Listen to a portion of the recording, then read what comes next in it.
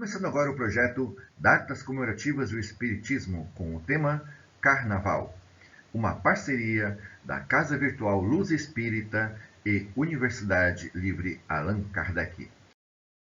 Saudações, Web Rádio ouvintes. Sou o professor Roger Bradbury, da Universidade Livre Allan Kardec, e fomos convidados a iniciar uma série de encontros através da CAVIL, Casa Virtual Luz Espírita, para tratarmos das datas comemorativas à luz da doutrina espírita. E hoje, como se aproxima o Carnaval, começaremos por tecer nossos estudos por esta monumental festa. Mas antes, vamos levar nosso pensamento em prece, para agradecer este momento de comunhão com a espiritualidade e pedir que ela nos ampare e nos inspire hoje e sempre. Que assim seja. Tudo no mundo, no universo, segue ciclos evolutivos. E segundo Vygotsky, nós temos duas linhas de evolução. Uma linha da própria humanidade, do ser humano, que é a sociogênese e a ontogênese. Uma outra é a própria linha evolutiva individual de cada um de nós, chamada psicogênese. Como características desses ciclos evolutivos, nós temos os atavismos, quer seja na humanidade, quer seja na nossa história individual. E esses atavismos, que são ideias que passam um certo tempo e aí elas voltam, para desacelerar o progresso individual e coletivo e fazem, então, a muitos estacionarem. É através do resgate kármico, a lei de ação e reação, que a dor e o desencarne despertam, então, a necessidade de continuar progredindo. Para mim, o Carnaval é um desses atavismos, coisas que estão na humanidade há muito tempo. E a gente vai relembrando isto, mas é preciso que a gente possa refletir e quebrar esse ciclo vicioso. Então vamos falar sobre o Carnaval numa perspectiva de um atavismo social e individual. Para tanto, vamos fazer uma leitura a partir da compreensão, primeiro, da psicanálise de Freud e de Jung, que nos trazem uma grande contribuição na questão do funcionamento nosso, da nossa psique, da nossa forma de viver, nosso comportamento, trazendo a compreensão do e funcionamento do inconsciente.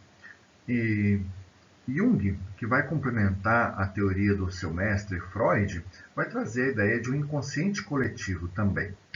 Um segundo ponto de vista que vamos aqui utilizar é da própria moderna psicologia transpessoal, que já admite, mesmo na academia, a mediunidade e a pré-existência desta alma e a sobrevivência desta alma, e a sua reencarnação. E por último, vamos utilizarmos também na psicologia espírita ou da psicologia profunda de Joana de Ângeles, que também estuda esta fenomenologia espírita.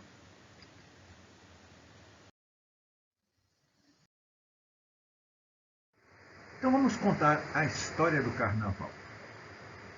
A revista Super Interessante, de 18 de abril de 2011, nos conta que as Saturnálias é a coisa mais parecida com o Carnaval de hoje. Se tem notícia. São festas, épocas que aconteciam na cidade da Roma Antiga. Era uma exaltação a Saturno, o deus da agricultura. Aqui vocês veem uma pintura de Saturnus, uma obra de Polidoro de Caravaggio, de 1592. A diferença dessas festas saturnálias para o Carnaval de hoje é que essas aconteciam em dezembro e duravam quase uma semana. E, como hoje, as escolas fechavam, os escravos tiravam então folga, Os romanos saíam dançando pelas ruas em pequenos bloquinhos, basicamente. E sim, muitas orgias, bebedeiras descomunais faziam parte do cardápio de diversões. Estamos vendo aqui uma pintura que tenta retratar como era esta Saturnália.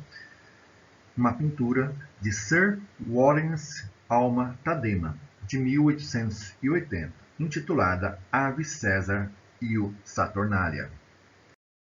Complementa o site Brasil Escola que a história do carnaval também está relacionada ao jejum, que deveria ser realizado durante a quaresma, e também ao controle dos prazeres mundanos.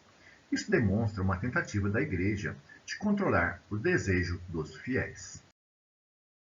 Daí se compreende que esta festa pagã acaba ressignificada na Idade Média, e porque migrou de dezembro para os últimos dias antes de uma quaresma religiosa.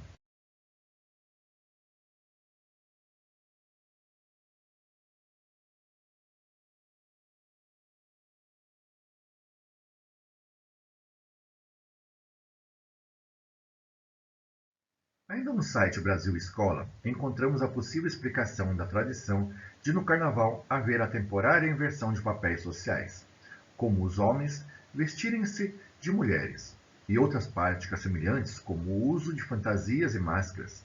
Conta-nos que, na Babilônia, duas festas, as sacécias, em que, durante alguns dias, e algo semelhante ocorria no Brasil entre os indígenas, em rituais de guerra, onde o prisioneiro era bem servido de alimentos e mulheres para depois matá-lo e se alimentar dele. Assim, foi descrito por exploradores do Novo Mundo como Hans Staden, que publicou a esse respeito em sua obra Duas Viagens ao Brasil, em 1557. O outro ritual que conta o site era realizado pelo rei no período próximo ao equinócio da primavera, um momento de comemoração do Ano Novo na Mesopotâmia. O ritual ocorria no templo de Marduk, um dos primeiros deuses mesopotâmicos, onde o rei perdia seus emblemas de poder e era surrado na frente da estátua de Marduk. Essa humilhação servia para demonstrar a submissão do rei à divindade, e em seguida ele novamente assumia o trono.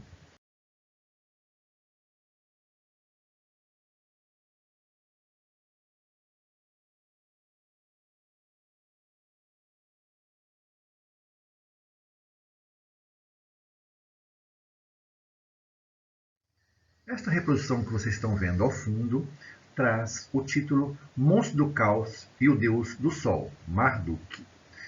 Ela foi feita pela digitalização da quinta prancha por L. Gruner, em Londres, em 1853.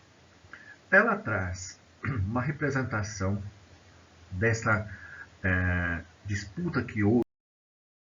E façamos uma pausa na história da espécie humana para fazermos uma compreensão espírita disto. Com base na transmigração planetária descrita por Kardec na codificação e por Emmanuel, espírito, na obra psicografada por Chico Xavier, A Caminho da Luz, eu creio que muito do atavismo dessas festas primitivas sejam reminiscências de um planeta no sistema estelar de Capela, onde parte da população se alimenta com as carnes de seus irmãos inferiores e marcham uns contra os outros ao som de hinos guerreiros, no desvario do orgulho, da vaidade e do seu infeliz orgulho. Conta-nos Emmanuel que grande percentagem de espíritos rebeldes, infelizes e retrógrados permanecem ainda na Terra, nos dias que correm, contrariando a regra em geral, em virtude do seu elevado passivo de débitos clamorosos, e guardam vaga lembrança da sua situação pregressa, tecendo o hino sagrado às reminiscências, as tradições do paraíso perdido passam de gerações em gerações.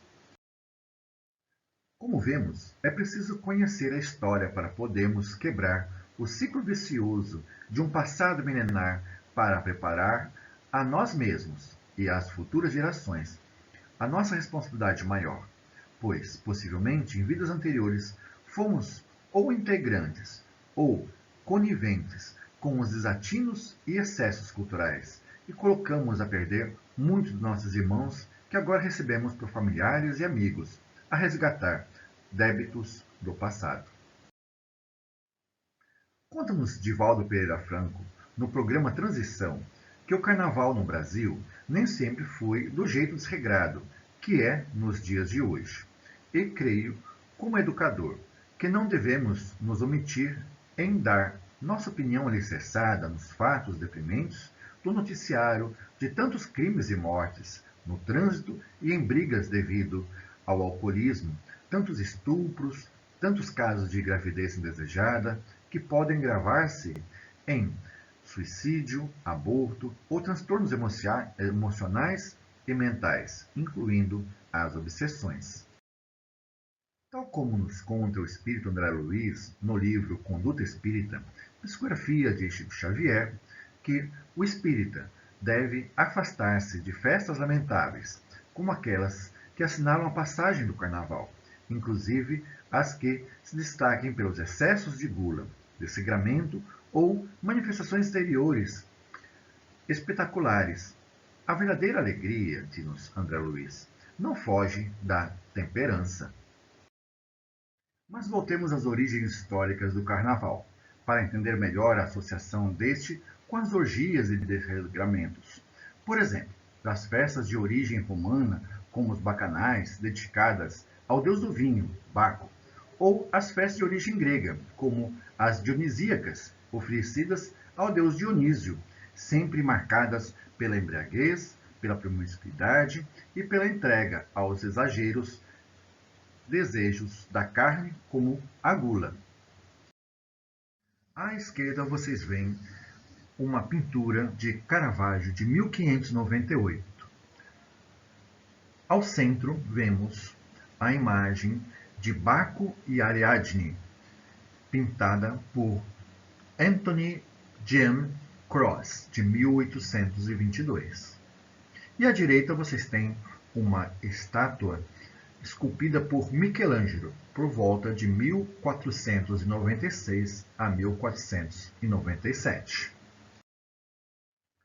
E para comentar à luz da doutrina espírita, vamos fazer leitura e depois comentar um pequeno texto psicografado por Emmanuel, através do médium Chico Xavier, em julho de 1939 e publicado na Revista Internacional de Espiritismo em janeiro de 2001. Os cartazes que vocês veem ao fundo são meramente ilustrativos dos mais de 90 anos da Revista Internacional Espírita.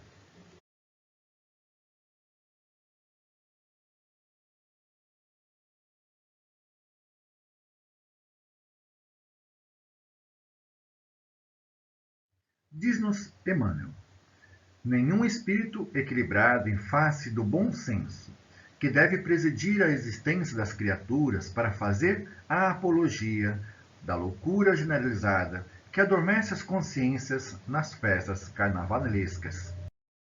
É lamentável que na época atual, quando os conhecimentos novos felicitam a mentalidade humana, fornecendo-lhes a chave maravilhosa dos seus elevados destinos, descerrando-lhe as belezas e os objetivos sagrados da vida, se verifiquem excessos dessa natureza entre as sociedades que se pavoneiam com o título de civilização.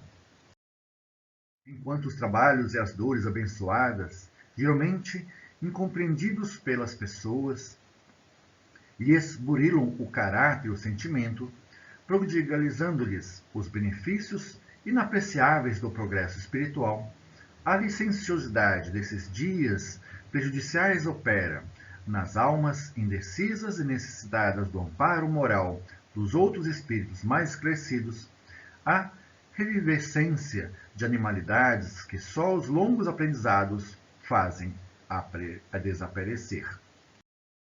Continua Emmanuel. Há nesses momentos de indisciplina sentimental o largo acesso das forças da treva nos corações e, às vezes, toda uma existência não basta para realizar os reparos precisos de uma hora de insânia e de esquecimento do dever.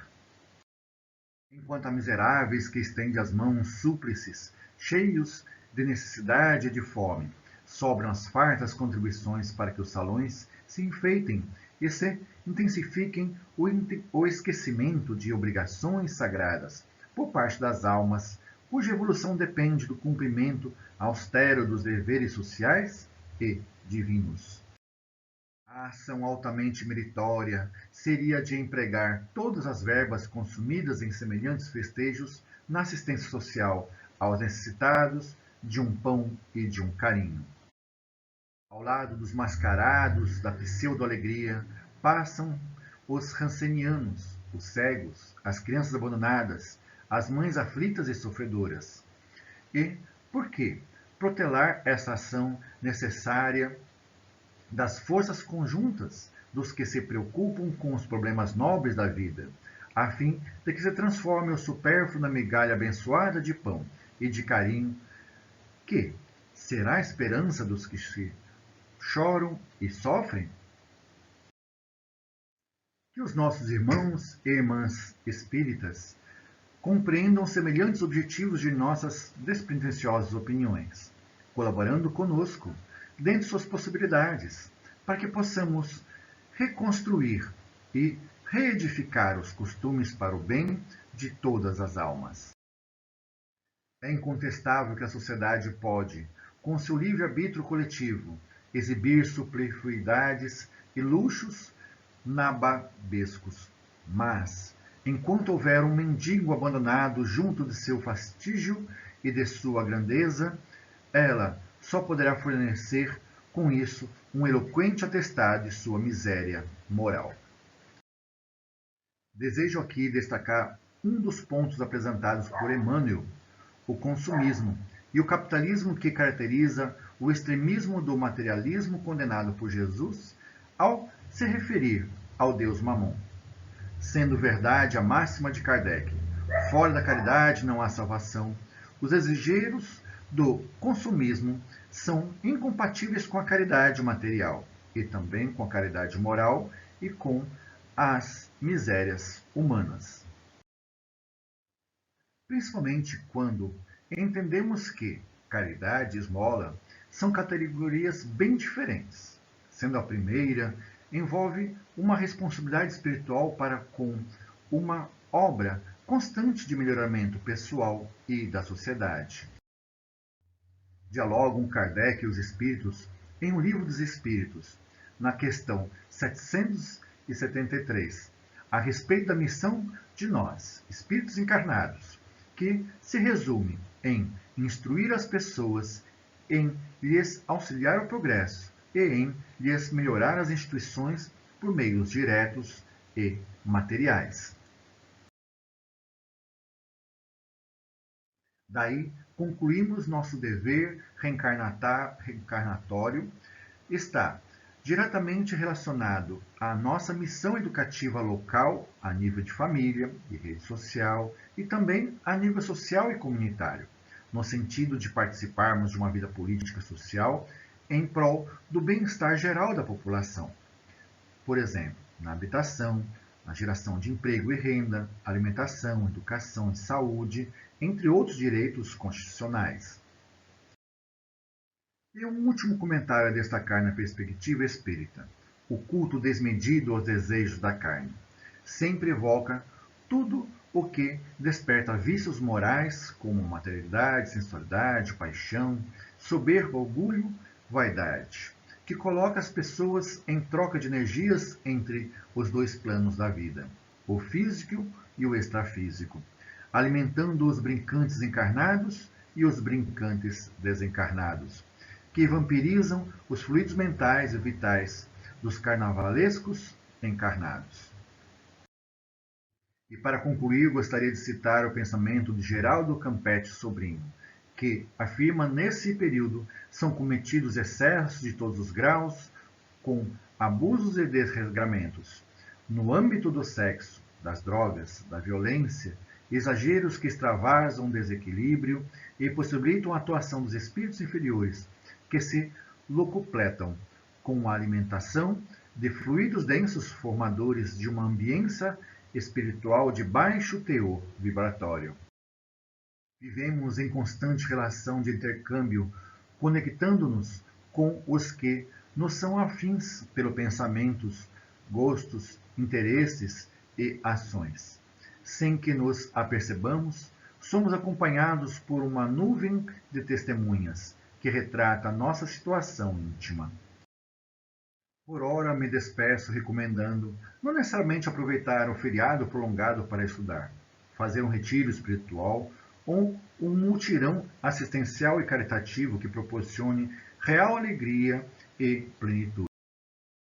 Pois, se devemos estar no mundo sem ser do mundo, possamos minimamente compartilhar a oportunidade em família, para fazer uma rodada de sessão matinê de filmes para toda a família, com um baile de máscaras feitas em casa, onde se possa dançar uma boa e selecionada música clássica, MPB, música internacional, bossa nova, romântica.